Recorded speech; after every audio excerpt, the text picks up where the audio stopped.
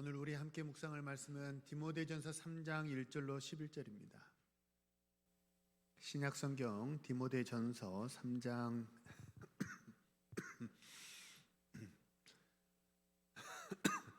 1절에서 11절의 말씀 우리 함께 읽겠습니다. 3장 1절입니다.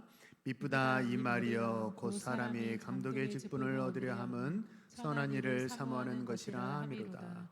그러므로 감독은 책망할 것이 없으며 한 아내의 남편이 되며 절제하며 신중하며 단정하며 나그네를 대접하며 가르치기를 잘하며 술을 즐기지 아니하며 구타하지 아니하며 오직 간용하며 다투지 아니하며 돈을 사랑하지 아니하며 자기 집을 잘 다스려 자녀들도 모든 공손함으로 복종하게 하는 자라야 할지며 사람이 자기 집을 다스릴 줄 알지 못하면 어찌 하나님의 교회를 돌보리요. 새로 입교한 자도 말지니 교만하여져서 마귀를 정죄하는 그 정죄에 빠질까 하며 또한 외인에게도 선한 증거를 얻은 자라야 할지니 비방과 마귀의 올무에 빠질까 염려하라.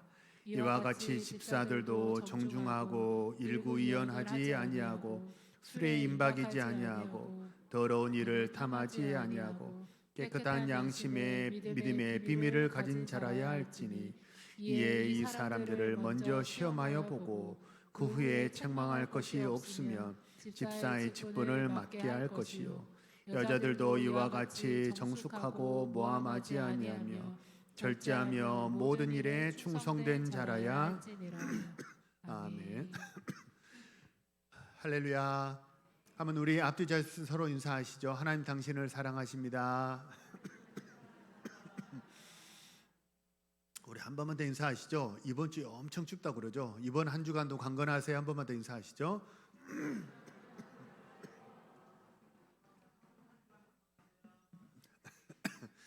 우리 한번 고백하겠습니다. 나는 복받은 사람입니다. 우리 가정은 복받은 가정입니다. 우리 교회는 복받은 교회입니다. 하나님의 은혜가 늘 우리와 함께하는 줄로 믿습니다. 오늘은 은혜로운 자막 아름다운 편집이라는 제목으로 말씀을 전하겠습니다. 혹시 그 나영석 PD가 연출한 삼시세끼라는 프로그램을 혹시 TV에서 보신 적이 있으십니까? 그 오지에 가서 산골 오지에서 이제 사는 것도 있지만 이제 어촌편이라고 그래서 섬에 들어가서 뭐 이렇게 이제 김치 담그고 물고기 잡아서 삼시세끼를 해결하는 프로그램이 삼시세끼라는 프로그램입니다. 어느 날 유해진 씨가 참바다라는 별명을 가진 유해진 씨가 낚싯대를 들고 이렇게 바다로 배를 타고 나갔습니다. 그러니까 차승원 씨는 엄마처럼 음식 만드는 역할을 하고 유해진 씨는 아빠처럼 이렇게 먹을 것을 잡아오는 수렵하고 채집하는 그런 역할인데요.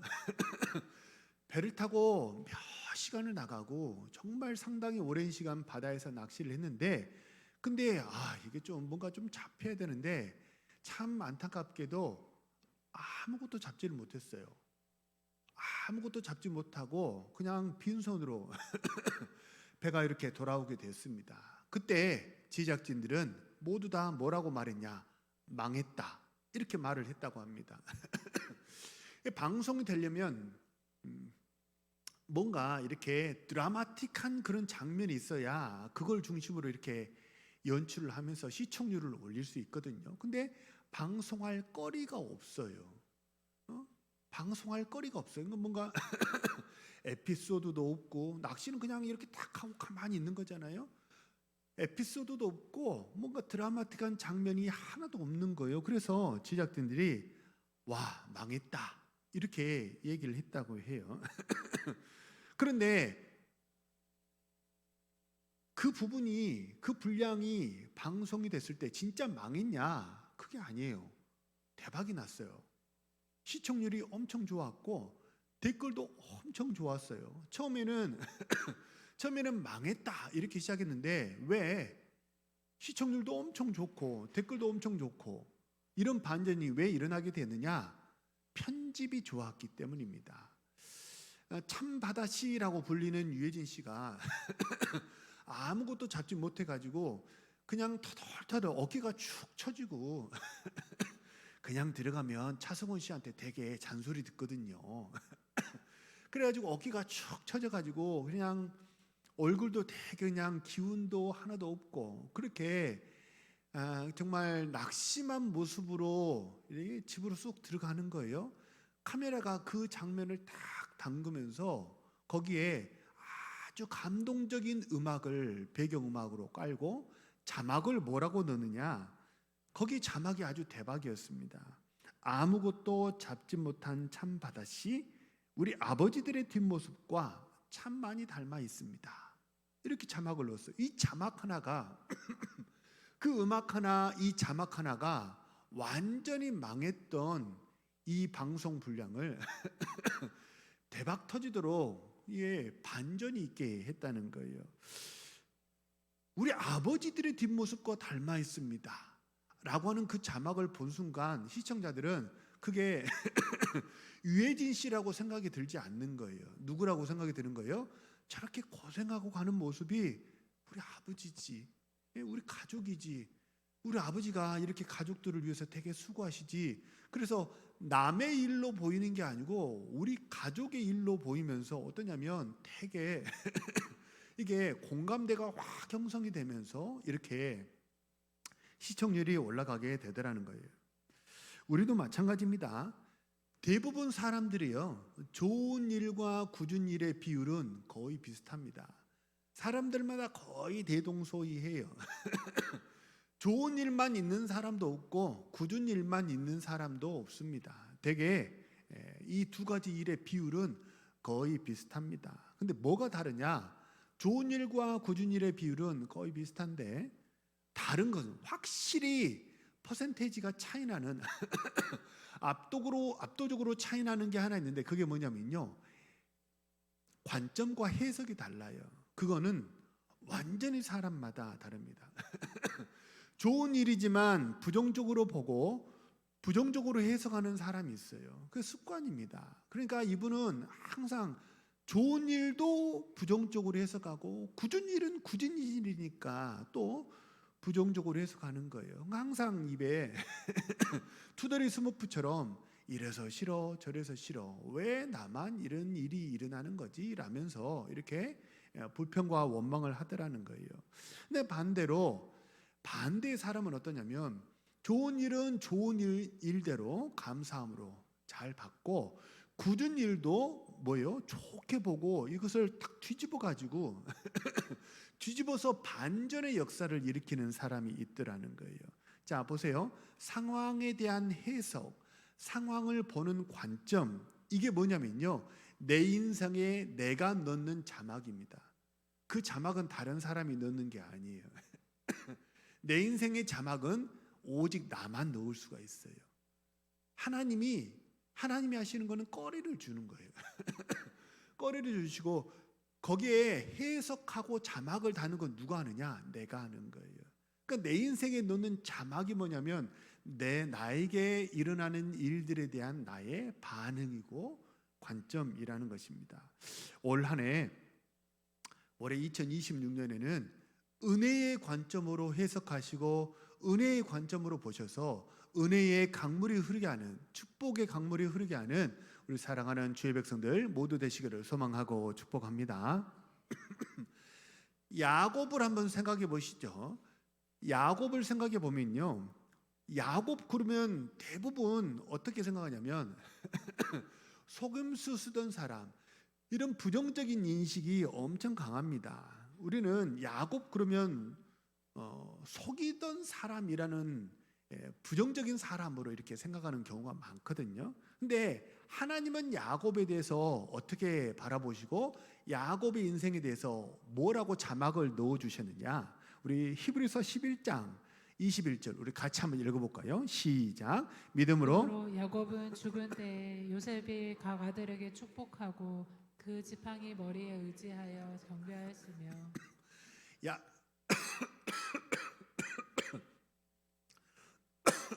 야곱의 인생은 언제로부터 이렇게 딱 둘로 가를 수 있냐면 베델로 일어나라, 우리가 베델로 올라가자.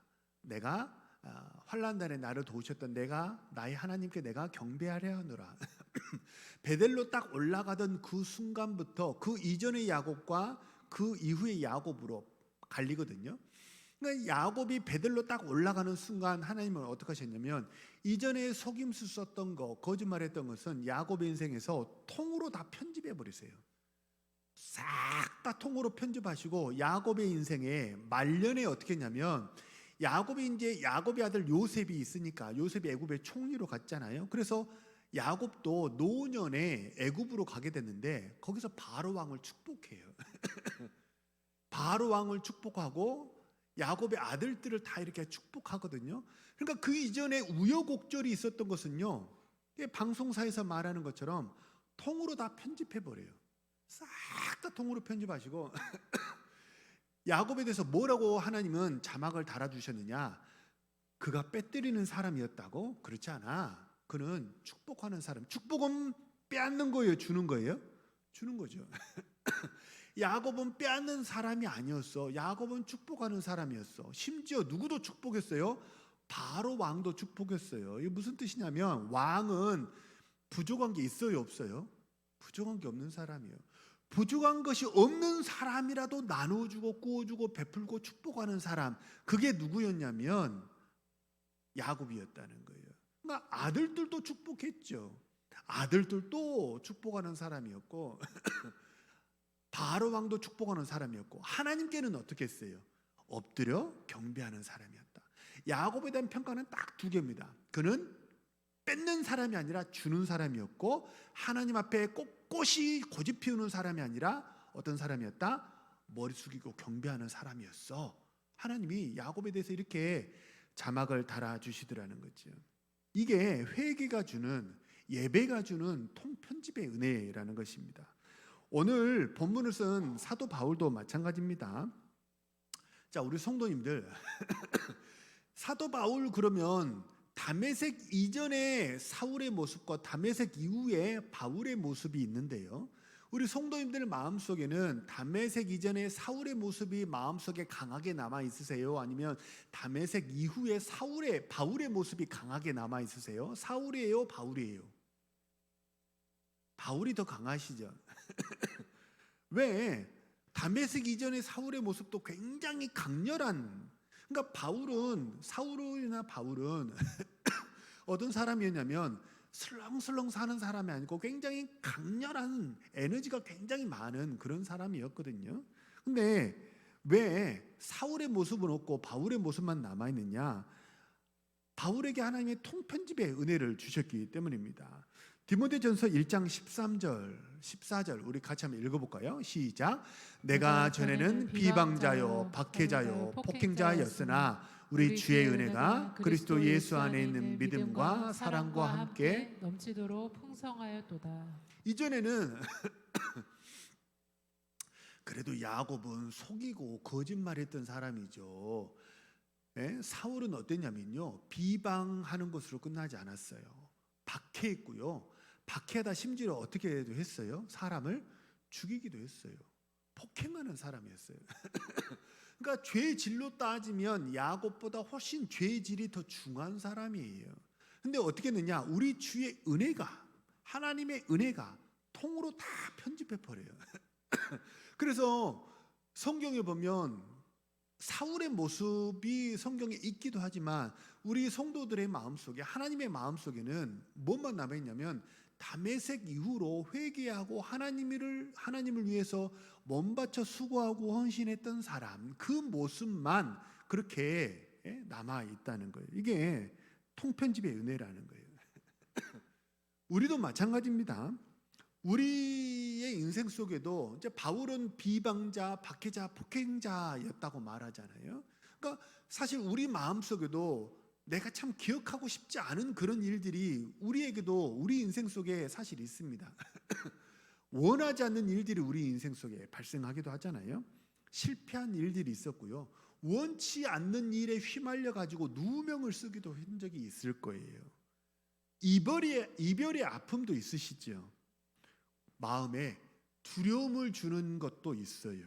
그리고 내가 열심히 했는데 열심히 노력했는데 잘 안 됐어요. 좌절의 상처도 우리에게는 있습니다. 이런 일들, 이게 다 어떠냐면 우리 마음속에 내가 원치 않지만 이런 일들이 우리 인생 속에 생겼단 말이에요. 근데 이걸 어떻게 하냐면 끌어안고 사는 사람이 있는가 하면 이거를 끊어버리고 편집하는 사람이 있다는 거예요. 어떻게 편집할 수 있어요? 내가 잊어버려야지 날마다 입으로 마치 자기가 자기 자신에게 주문을 외듯이 잊어버릴 거야. 잊어버릴 거야. 그건 다 지나간 일이야. 이렇게 막 내가 주문을 외듯이 외운다고 해가지고 그게 살아나는 게 잊어버려지는 게 아니에요. 주문을 외면 외울수록 그게 마음 한켠에 콕하니 살아있어가지고 마치 구정물이 있잖아요. 구정물에 이렇게 부유물들이 시간이 지나면 쓱 가라앉아 있지만 이게 한 번만 휙 저어버리면 어떻게 해요? 부유물들이 싹 올라와가지고 뿌옇게 되어버리잖아요. 그러니까 그런 비슷한 일들을 보고 듣기만 해도 이게 한번 마음속에 부유물들이 가라앉아 있었는데 그래서 깨끗하게 정화된 줄 알았는데 뉴스에서 또는 지인들에게서 그런 비슷한 나의 상처와 아픔들과 그런 비슷한 일들을 보고 듣잖아요. 그러면 이게 막대기로 휙 한번 저어져 버려요. 그래서 부정감정이 확 올라와서 상처의 아픔들, 이전의 상처의 아픔들, 쓴뿌리들, 그런 것들이 나를 막 이렇게 발목을 잡고 내 인생을 사로잡게 되는 경우들이 왕왕 발생한다는 거예요. 얼마든지 끊어버릴 수 있습니다. 근데 못 끊어버려요. 그는 오직 무엇으로만 끊을 수 있느냐? 14절에 말한 것처럼 오직 주의 은혜가 넘치도록 풍성하였도다. 하나님의 은혜의 도가니 안으로 들어가시기를 간절히 소망하고 축복합니다. 그러면 이 모든 상처와 아픔들이 다 치유되고 사라져 버릴 줄로 믿으시길 바랍니다. 그 마태복음도 얘기했잖아요. 우리 성도님들, 이건 세상 사람들도 다 아는 성경 구절이죠. 한번 해볼까요? 수고하고 무거운 짐진 자들아, 어디로 가야 돼요? 마트로 가야 돼요? 백화점으로 가야 돼요? 여행지로 가야 돼요? 아니면 나들이를 가야 돼요? 어디로 가야 돼요? 다 내게로 오라. 내가 너희를 쉬게 하리라. 수고하고 무거운 짐, 이게 다 인생의 상처들이에요. 그러니까 수고한 게 다르고 무거운 게 달라요. 수고하고 무거운 게 다 다른데 하나는 뭐냐면 원치 않아 안 받을 수 있는데 생겨난 거예요. 또 하나는 세상을 살다 보면 어쩔 수 없이 해야 되는 수고들이 있어요. 그러니까 하나는 어쩔 수 없이 세상을 살다 보면 수고는 다 해야 되죠. 근데 수고하는 인생을 살다 보니까 파생적으로 원치 않는 일을 겪게 된다고요. 그게 하나는 수고한 거고 하나는 무거운 거예요. 무거운 거는 안 가져도 되는 거예요. 어떻게 해야 돼요? 다 내게로 오라. 주님께로 가셔서 예배하는 이 시간 은혜 충만하시기를 소망하고 축복합니다. 예수로 충만하시기를 소망하고 축복합니다. 그러면 어떻게 되느냐? 이거 잊어버릴 수 있다는 거예요. 지워버릴 수 있다는 거예요. 그래서 올해 이제 계속 시리즈인데요. 은혜의 강물이 흘러야 되잖아요. 은혜의 강물이 흘러야 되는데 제가 저는 정치적인 메시지를 강단에서 선포하는 것은 잘못됐다고 생각하고 저는 하지 않습니다. 이거는 정치적인 의미를 담는 게 아니고 왜 우리나라에 보면 이렇게 무슨 4대강 뭐시기 해가지고 보를 이렇게 막아놓은 게 있잖아요. 그것이 정치적으로 또는 경제적으로 실제적으로 잘 됐냐 못 됐냐 저는 그 얘기를 드리는 게 아니고 강물은 흘러야 되는데 이런 상처들이 다 뭐가 되면 칸막이가 되어버려요. 칸막이가 돼가지고 나에게 오는데 내 앞에서 칸막이로 막아버려요. 또는 나에게 왔으면 어디로 가야 돼요? 제일 가까이 있는 누구에게 가야 돼요? 가족에게 가야 되겠죠. 가족에게 가야 되는데 나에게서 가족으로 갈 때 칸막이가 돼버려요. 뭐가? 이 상처와 아픔들이. 가족이 갔으면 그 다음에는 어디로 가야 돼요? 교회로 가고 세상으로 흘러가야죠. 그게 하나님이 우리에게 주신 사명이고 그게 우리의 본질이에요. 강물은 흘러야 돼요. 근데 이 고통과 아픔, 상처들이 다 뭐가 되면 칸막이가 돼가지고 흐르지를 못해요. 그러니까 물이 고여버리는 거예요. 물이 축복의 강물이 흘러가지를 못하니까 세상에 복되지 못하는 거예요. 올 한 해 막혀 있는 이 모든 상처들, 이 보가 있거든요. 칸막이가 있거든요. 이 칸막이 다 주님 앞에 내려놓으시고 수고하고 무거운 거 다 내려놓으시고 다 뚫어버리셔서 축복의 강물이 흐르게 하시는 주의 백성들 모두 되시기를 소망하고 축복합니다. 자, 그러면 이 축복의 강물이 흐르면 우리 인생에 아픔들이 편집돼 가지고 좋게 바뀌거든요. 어떤 모습으로 우리가 편집하고 바꿔가야 되느냐? 오늘 우리가 같이 읽은 본문에 보면요, 목사, 장로, 집사, 권사 이렇게 네 가지 직분을 이제 가진 자들에 대해서 15가지 항목으로 이런 자격 조건을 갖추셔야 합니다. 이렇게 이제 성경이 이야기를 해요. 자, 오늘 본문은 크게 두 가지 관점에서 이 본문을 보고 싶은데 제가 중점을 두고 말씀드리고 싶은 건 두 번째 관점이에요. 근데 첫 번째 관점은 뭐냐면 임직의 관점에서 볼 수 있고 또 하나는 성화의 관점에서 볼 수 있어요. 임직의 관점에서 이 구절은 어떤 뜻이냐면 직분자를 선출하는 기준은 예배 생활, 헌금 생활과 같은 숫자로 환산할 수 있는 것들이 있어요. 예를 들면 여기도 보면 근데 숫자로 환산할 수 없는 것도 있어요. 이거 뭐냐면 성품이에요. 성품. 예를 들면 예배 몇 번 나왔느냐 이건 숫자로 만들 수 있어요. 헌금 생활은 재정부에 가면 집계가 다 되어 있습니다. 이거는 숫자로 환산할 수가 있는 것들이에요. 근데 숫자로 환산할 수 없는 게 있어요. 예를 들면 2절을 보면요, 감독은 이런 사람이 돼야 된다니. 감독은 우리로 말하면, 우리 직분으로 말하면 목사, 장로입니다. 장로와 목사는 원래 뿌리가 같아요. 장로는 칠이 행정을 하는 장로가 지금 우리가 부르는 장로이고, 가르치는 장로는 행정도 하지만 가르치는 일을 더해서 하는 게 이제 목사예요. 장로, 목사는 책망할 것이 없어야 된다라고 얘기를 해요. 세상에 책망할 것이 없다고 말하는 이 구절을 받을 수 있는 사람이 누가 있겠습니까? 책망할 것이 없는 사람이 있다면 예수 믿을 필요가 없죠. 자기가 자기를 구원하면 되니까. 예수 그리스도라는 중보자가 필요가 없어요. 왜냐하면 내가 율법의 의로 흠이 없으니까 내 자격 조건만 가지고 하나님 앞에 가도 충분히 승부가 나는 거예요. 그러니까 예수 그리스도의 보혈의 공로가 필요가 없어요. 그런데 세상에 책망할 것이 없는 사람이 어디 있겠습니까? 그러니까 이 구절은 성품은 어떠냐면 숫자로 환산할 수 없고 완벽하게 100% 그대로 다 받을 수가 없어요. 그래서 성경에 임직을 할 때 목사, 장로, 권사, 집사, 안수집사 이런 분들은 어떻게 되냐면 이제 최소한이라는 관점에서 이해하시면 돼요. 최소한 어때야 된다? 책망할 것이 없다는 것은 100%인데 이거는 너무 좋은 거죠. 근데 100%는 없으니까 뭐예요? 고속도로도 보면 최저 속도가 있고 최고 속도가 있죠. 대부분 고속도로는 최저 속도가 몇 킬로입니까? 운전 안 해서 몇 킬로요? 60킬로인가요? 그죠? 60킬로 이하로 가면 딱지뗍니다. 그러니까 그게 최저 속도예요. 그러니까 그걸 말하는 거예요. 최고로 완벽하면야 딱 좋겠지만 그런 사람은 세상에 없으니 적어도 어떤 사람이 돼야 돼요? 너무 책망할 게 많으면 안 된다는 거예요. 그렇게 이해하시면 돼요. 너무 성품이 뭐나 성품이 너무 뭐가 나가지고 만나는 사람마다 다 싸워요.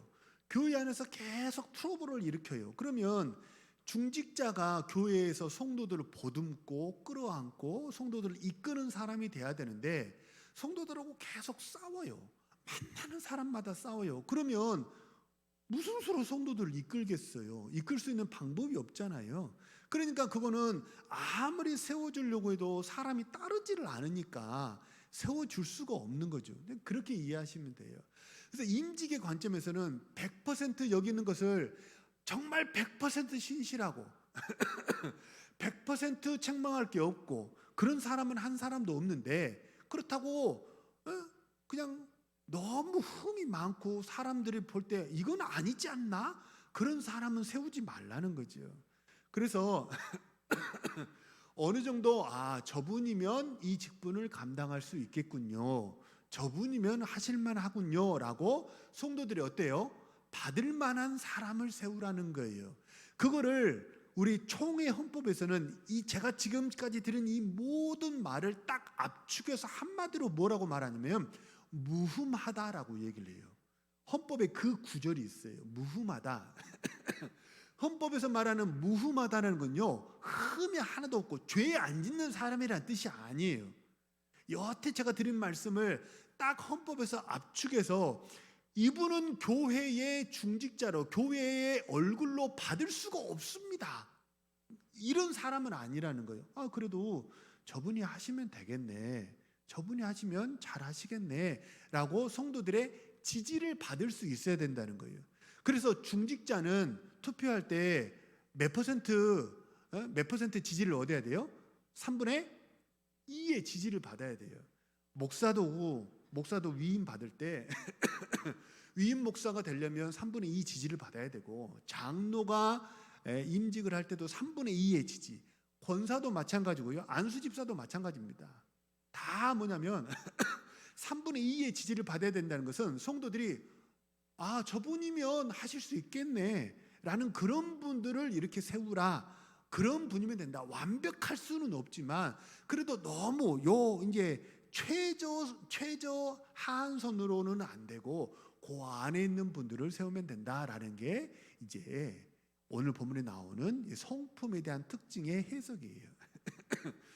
제가 이제 이 구절을 이 구절은 임직과 관련된 구절이니까 1년 가야 2년 가야 한 번 설교하기 쉽지 않은 그런 본문이어서 한 번 나왔으니 제가 이제 개념을 정확하게 짚어드려요. 근데 여기 나온 것 중에 또 어떤 것은 딱 알 수 있어요. 예를 들어 어느 정도 이렇게 책망할 것이 없이 갖추어준 분이면 되겠다. 그런데 예를 들면 여기 보면 결혼해야 된다 그런 구절이 또 있는데, 결혼은 어느 정도 결혼한다 그런 거 있어요, 없어요? 어느 정도 결혼하신 분 여기 혹시 계십니까? 어느 정도 결혼하신 분 한번 손. 그러니까 이거는 했다 안 했다 이렇게 되는 거죠. 뭐 아니면 도잖아요. 그래서 여기 이제 무흠한 분 이렇게 성도들이 3분의 2 정도 저분이면 되겠네라고 지지를 받을 수 있는 분이면 교회에 중직으로 같이 동역을 할 수 있겠다라는 거예요. 근데 제가 조금 더 강조해서 드리고 싶은 얘기는 임직에 대한 관점이 아니고, 사실 우리가 다음 주가 공동의회가 있으니까 제가 한 번쯤 이 구절을 짚어드리려고 이 본문을 택한 것도 있는데, 제가 사실 더 강조하고 싶은 건 이런 분을 중직자로 세우십시오라는 의미보다는 우리 모든 성도들이 이런 성도로 이런 신앙인으로 자라가십시오라고 하는 성화의 관점에서 저는 오늘 더 강조해서 말씀을 드리고 싶어요. 그러면 성화의 관점에서 그러면 감독은 책망할 것이 없다 그랬는데요. 여기서 말하는 감독은 목사, 장로는 이런 사람이 돼야 된다, 이건 임직의 관점인데, 성화의 관점에서 이 구절을 해석하면 뭐냐면, 우리 사랑하는 모든 동원의 성도님들 목사와 같은 믿음의 사람이 되시고 장로 같은 큰 믿음의 사람으로 자라가시는 우리 신실한 주의 백성들 되시길 소망하고 축복합니다. 그런 구절이에요. 우리 모든 성도님들 여기 보면, 오늘 본문에 보면 이제 1절은 감독을 얘기하고 또 8절은 집사를 얘기하고 11절은 여자들도 그랬잖아요. 그러니까 뭐냐면 권사를 말하는 거죠. 집사, 장로, 권사, 목사, 장로, 집사, 권사, 오늘 본문에 다 나와 있어요. 근데 우리 사랑하는 모든 성도님들이 어떤 믿음에 살아야 돼요? 나는 집사 안 할 건데요. 나는 장로 안 할 건데요. 그러면 이 구절하고 아무 상관이 없느냐? 그게 아니고 우리 모든 성도님들이 다 목사와 같은 믿음의 사람이 되시고 다 장로 같은 믿음의 사람, 다 중직자 같은 믿음의 사람으로 자라가시는 우리 사랑하는 동원의 성도님들 되시길 소망하고 축복합니다. 그러라고 이 구절을 써는 거예요. 그러니까 목회서신에 이 구절이 들어갔는데요. 목회서신은 목회를 다른 말로 말하면 목양입니다. 목양, 양을 치는 거죠. 성도들이 자라가도록 도움이 되도록 이 구절을 써는 거거든요. 그러니까 우리가 모두가 다 이런 성도로 자라가야 돼요. 근데 이 구절은 특히 이제 목양의 관점에서, 성화의 관점에서 보면 세 단계로 말하는데, 하나는 개인 생활이고, 두 번째는 가정 생활이고, 세 번째는 교회 생활에 대해서 여러 가지로 얘기를 하고 있어요. 자, 개인 생활에 있어서 다시 2절을 한번 보시면요. 개인 생활에서 이 구절을 해석하면, 그러면 우리 모든 성도들이 목사와 같은 믿음의 사람, 그런 큰 믿음의 사람이 되려면 어떻게 되느냐? 책망할 게 없어야 된다는 거예요. 근데 책망할 게 없다는 것은 완벽하다는 게 아니고 무슨 뜻이냐면 유연함을 말해요. 유연한 사람이 되십시오라는 그런 구절입니다. 세상에 그 누가 잘못이 없겠습니까? 세상에 그 누가 실수 한 번 하지 않는 사람이 어디 있겠습니까? 완벽하라는 게 아니고 실수했을 때 어떻게 하라는 거예요? 유연하게 돌이키는 우리 사랑하는 모든 동원의 성도들 되시길 바랍니다. 실수할 수도 있어요. 근데 실수했다는 것은요, 동서고금을 막론하고 남녀노소를 막론하고 모든 사람이 다 똑같습니다. 세상에 완벽한 사람이 어디 있겠어요? 예나 지금이나 지금 앉아서 말씀을 듣는 우리 성도님이나 말씀을 전하는 저나 여기 이제 직분 중직자나 우리 모든 성도님들이나 다 똑같이 실수합니다. 실수한다는 점에서는 우리는 다 똑같은 사람이에요. 근데 앞서 말했던 것처럼 다른 게 있어요. 잘못은 똑같이 하지만 해석이 다른 사람이 있다고 그랬잖아요. 실수는 똑같이 하는데 다른 사람이 있어요. 뭐가 다르냐? 실수했지만 고집 피우는 사람이 있고, 그 실수와 잘못을 그 길을 계속해서 고집하는 사람이 있고, 실수했는데 그것을 유연하게 유턴하고 돌이키는 사람이 있다는 거예요. 그게 다르다는 거예요. 예를 들어 가인을 한번 보세요. 가인은 준비되지 못한 마음으로 하나님께 제사해서 예배에 실패했습니다. 하나님이 그 제사를 받지 않으셨어요. 가인의 제사를 받지 않았습니다. 그러니까 가인은 어떠냐면 제사 실패한 사람이에요. 그러면 어떻게 해야 돼요? 왜 내가 실패했지? 뭐 예를 들면 학생으로 치자면 시험을 잘못 보고 문제가 틀렸어요. 그러면 에이, 나는 맨날 이 점수밖에 안 나와. 아이, 공부하기 싫어. 그런 학생이 있는가 하면, 시험 끝나고 딱 책 덮어버리는 학생이 있는가 하면, 어떤 학생은 왜 틀렸지? 라고 틀린 문제를 뭐 하는 거예요? 오답 노트를 만들고 복귀하는 학생들이 있잖아요. 마치 그런 거예요. 가인이 예배에 실패했다면 내가 하나님께 책망받고 예배에 실패했던 이유를 누구에게서 찾아야 돼요? 누구한테서 찾아야 돼요? 나한테서 찾으면 돼요. 내가 잘못한 거니까요. 근데 가인은 어떻게 했어요? 나한테서 잘못을 찾은 게 아니라 누구 탓했어요? 아벨 탓을 했어요. 네가 너무 잘하니까 내가 못해 보이는 거 아니야. 이게 뭐예요? 시기예요, 시기. 그래서 아울을 들판으로 불러내가지고 몰래 불러내가지고 거기서 아울을 폭행해서 죽였잖아요. 쳐 죽였다 성경에 나오잖아요. 그러니까 폭행해서 죽인 거죠. 실수와 잘못을 동생에게 찾은 거죠. 사울도 마찬가지입니다. 사울도 성경에서 하나님께 버림받은 사람의 대표적인 인물인데요. 사울의 죄가 크게 두 개입니다. 하나는 제사장의 직분을 월권한 죄가 하나 있고, 또 하나는 돈 욕심 부린 죄가 하나 있어요. 하나님이 둘 다 절대 하지 말아라 라고 얘기하셨는데, 사울은 돈 욕심 부렸고 제사장의 직분을 월권했어요. 내 마음대로 다 하고 싶었던 거죠. 그러면 그렇게 가지고 하나님께 책망을 받았다면, 그러면 그 잘못을 누구에게서 찾아야 되면, 내가 왜 잘못했지? 뭐가 잘못됐지라고 나한테서 이유를 찾고 그걸 고치면 되는데, 누구 탓했어요? 사울을 책망했던 사무엘을 탓했어요. 그래서 사무엘하고 사울하고 척이 져가지고 죽을 때까지 얼굴을 안 봤잖아요. 사무엘을 찾아가지 않잖아요. 선지자 말을 들어야 되는데 말을 듣지를 않는 거지. 정반대의 경우도 있습니다. 다윗을 한번 생각해 보면요, 다윗은요 성경에 보면 뭐 기승전 다윗이에요. 웬만한 성경 퀴즈에 하나님, 예수님, 성령님 하면 신약 성경에서는 다 답입니다. 구약에서는 웬만하면 다윗 그러면 다 답이에요. 그러니까 기승전 다윗이에요. 구약 성경은. 성경에서 다윗하고 다윗을 칭찬하는 이유가 뭐냐면요, 다윗이 죄가 없기 때문이 아닙니다. 죄의 질로 따지면 뭐예요? 야곱보다 사울의 죄가 더 죄질이 안 좋았다고 그랬잖아요. 하나님께 버림받았던 사울의 죄는 돈 욕심 부리고 월권했던 죄였고요, 다윗의 죄는 뭐냐면요, 살인교사예요.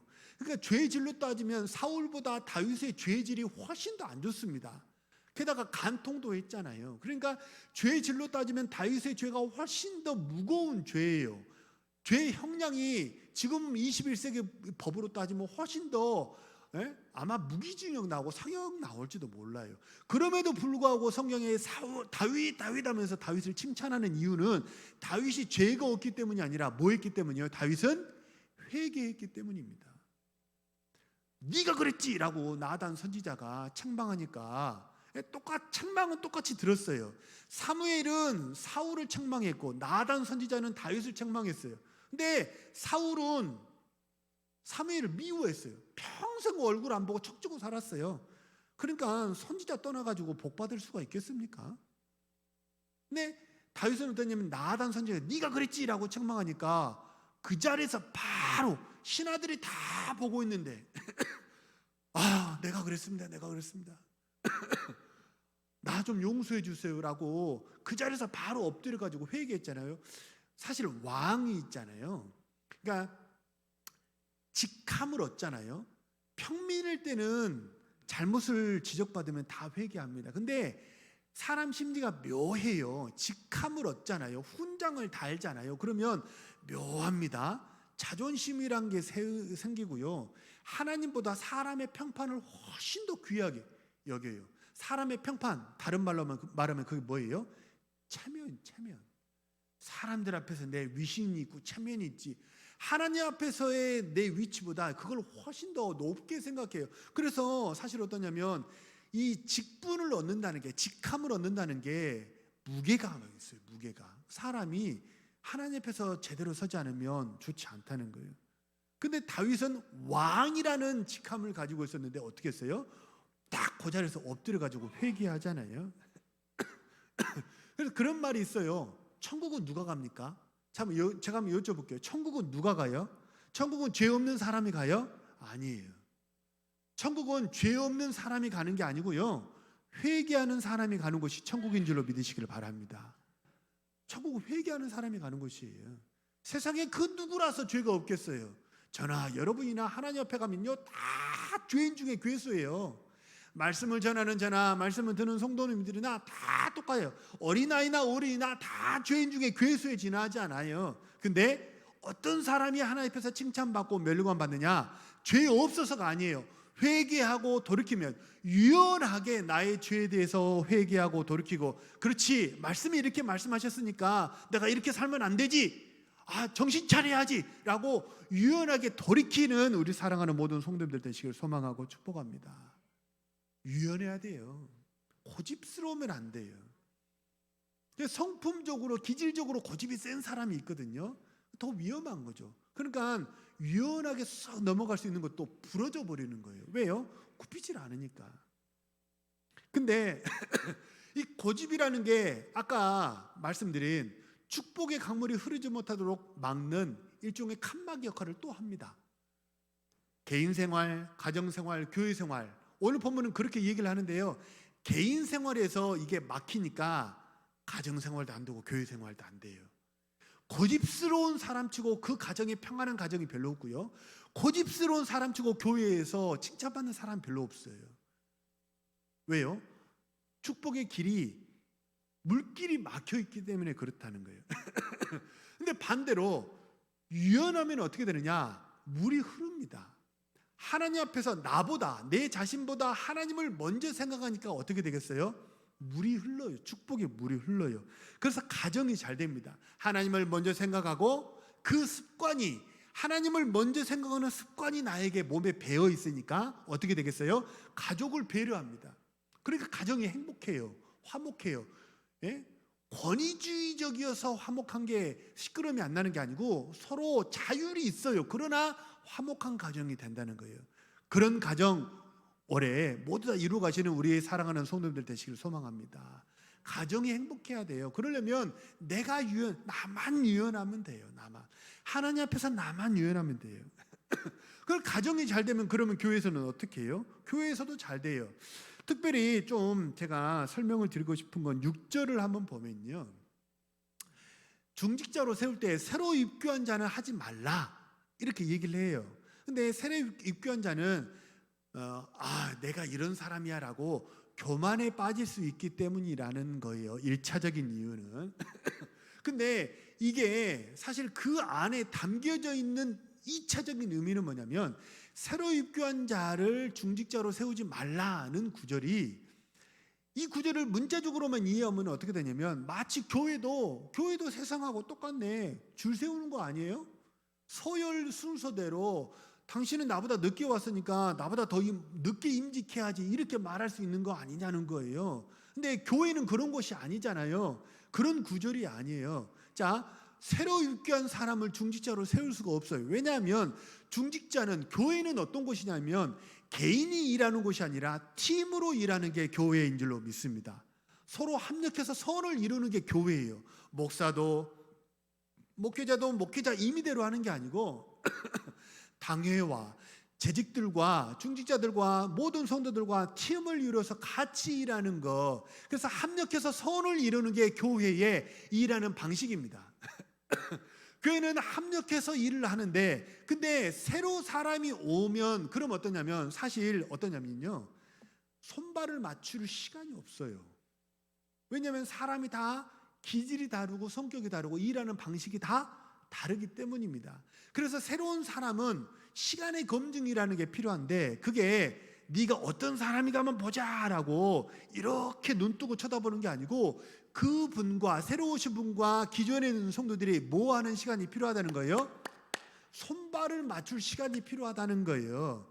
근데 손발을 맞추지 못하고 한 팀을 이루면 어떻게 되냐면 서로 자기 방식을 주장하게 되니까, 기존의 성도들은 새로운 사람이 불편하게 되고, 새로운 사람은 이분들이 내가 이제 처음 왔다고 나를 너무 도외시하는 거 아니야? 라고 오해할 수 있기 때문에 그렇다는 거예요. 그래서 이 구절은 2차적인 의미는 무슨 뜻이냐면 서로 손발을 맞추면서 한 팀을 이루어라, 그런 뜻이에요. 그런 의미로 보면 이 구절은 배제가 목표가 아니고 뭐가 목표예요? 배려가 목표예요. 교회는 배제하는 곳이 아니고 배려하는 것이 교회인 줄로 믿으시길 바랍니다.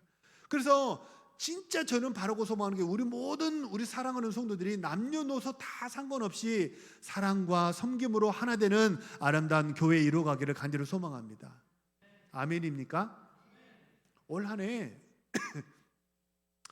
좀 제가 이전에 있던 교회에서 되게 놀랐던 게 뭐냐면, 그 교회도 우리 동원교회만큼은 역사가 되지는 않았지만 50년 넘는 그런 교회였거든요. 근데 그 교회도 제가 부교육자로 심호할 때 임직을 2번, 3번 했어요. 투표를 해야 되는데요. 제가 깜짝 놀랐어요. 제가 너무 놀랐던 게, 이 교회에 출석하신 지 20년, 30년 되셨는데요. A 성도도 20년 됐고 30년 됐고 B 성도도 20년, 30년 됐는데요. 2분이 서로 이름을 몰라요. 놀랍죠? 중직자 투표를 해야 되는데 후보로 나왔는데, 목사님, 제가 교구 목사였을 때, 목사님 저분이 누구예요? 이분도 등록해서 교회 다닌 지 20년, 30년 됐고 이분도 그런데 서로 이름을 몰라요. 자, 이럴 때 하는 말 딱 한마디 해서 따라서 한번 해보시죠.